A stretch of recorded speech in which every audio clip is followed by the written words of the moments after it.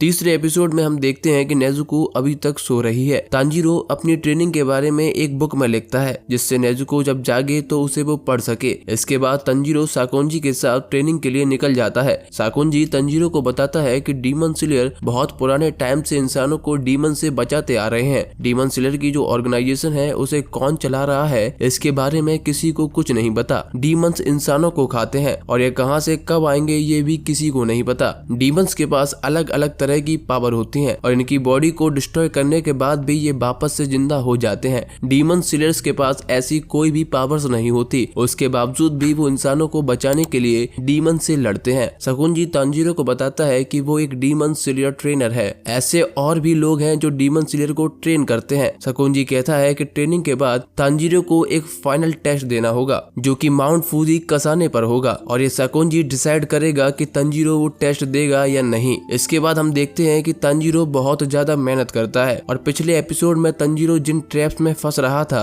वो उन्हें समझ पा रहा है और उसके सूंघने की शक्ति भी बहुत ज्यादा स्ट्रांग हो गई है। पर धीरे धीरे ट्रैप्स भी बहुत ही ज्यादा खतरनाक होते जा रहे हैं। अगर तांजीरो थोड़ी भी गलती करता है तो उसकी जान भी जा सकती है। तांजीरो हर रोज ट्रेनिंग के बाद अपना ट्रेनिंग एक्सपीरियंस को बुक में लिखता है। कुछ दिनों बाद तांजीरो स्वॉर्ड के साथ प्रैक्टिस शुरू कर देता है। वो डेली तलवार को लेकर पहाड़ से नीचे उतरता है और नीचे आने के बाद वो तलवार को तब तक चलाता है जब तक उसके हाथ से तलवार छूट ना जाए। जब डेली ट्रेनिंग के बाद तांजीरो वापस लौटता है तो वो नेजुको को सोता हुआ देखता है और उदास हो जाता है। वो सोचता है कहीं नेजुको को कुछ हो तो नहीं गया। इसके बाद साकोंजी तांजीरो को टोटल कंसंट्रेशन ब्रीथिंग टेक्निक सिखाते हैं और सभी वाटर ब्रीथिंग टेक्निक सिखाने का प्रॉमिस भी करते हैं। साकोंजी तांजीरो को एक गहरी सांस लेने के लिए कहता है जिससे कि ऑक्सीजन तांजीरो की पूरी बॉडी में अच्छे से फैल सके। इसके बाद साकोंजी तांजीरो को झरने में गिरा देता है और पानी के साथ ट्रेनिंग करने को कहता है। ऐसे करते करते 6 महीने हो चुके होते हैं और नेजुको अभी भी गहरी नींद में सोई हुई थी। साकोंजी नेजुको के लिए एक डॉक्टर भी बुलाता है पर डॉक्टर के हिसाब से नेजुको बिल्कुल नॉर्मल है। तांजीरो को नेजुको के बारे में बहुत ही चिंता होने लगती है। कुछ और महीनों की ट्रेनिंग के बाद तांजीरो ट्रैप से बचना और तलवार चलाना अच्छे से सीख लेता है।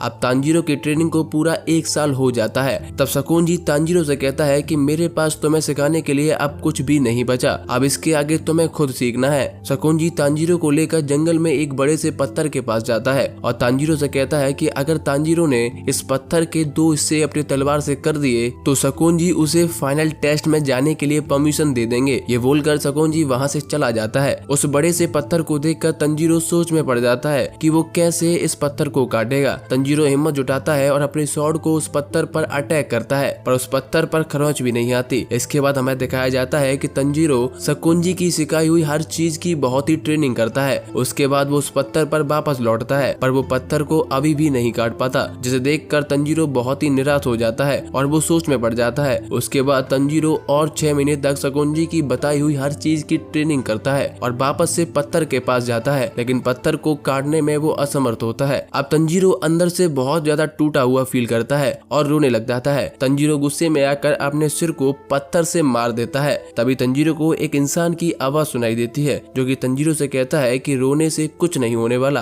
तांजीरो जब ऊपर देखता है तो उसे पत्थर पर एक इंसान बैठा हुआ दिखाई देता है जिसने एक फॉक्स मास्क पहना हुआ है। तांजीरो उसे देखकर हैरान हो जाता है क्योंकि तांजीरो को उस इंसान की स्मेल नहीं आती। इस इंसान का नाम होता है सवितो। सवितो तांजीरो को लात मारता है और गिरा देता है और उसे बहुत ही ज्यादा कमजोर और स्लो बुलाता है। इसके बाद तांजीरो सवितो को बताता है कि वो यहाँ ट्रेनिंग कर रहा है और कहता है कि उसके पास एक असली स्वॉर्ड है और तुम्हारे पास एक लकड़ी की है, जिसे सुनकर सवितो हंसने लगता है और तांजीरो को फाइट करने के लिए कहता है। सवितो तांजीरो को बुरी तरीके से हरा देता है। सवितो तांजीरो से कहता है कि तुमने साकोंजी की सिखाई हुई किसी भी एक चीज में महारत हासिल नहीं की, तुमने केवल ट्रेनिंग को याद किया है। तुम्हारी बॉडी को नहीं पता कि कैसे रिएक्ट करना है। तुमने आखिर 1 साल और 6 महीने तक क्या किया। तांजीरो सवितो से कहता है कि वो पूरी मेहनत से ट्रेनिंग कर रहा है। फिर सवितो तांजीरो से पूरी ताकत के साथ अटैक करने को बोलता है। जैसे ही तांजीरो पूरी पावर के साथ अटैक करता है सवितो उसे एक ही झटके में नीचे गिरा देता है, जिससे तांजीरो बेहोश हो जाता है। जब तांजीरो को होश आता है तो वो देखता है कि उसके पास एक लड़की खड़ी हुई होती है। वो अपना नाम माकोमो बताती है। माकोमो तांजीरो को उसकी ट्रेनिंग में हुई गलतियां के बारे में बताती है जिससे तांजीरो और भी स्ट्रॉन्ग बन सके।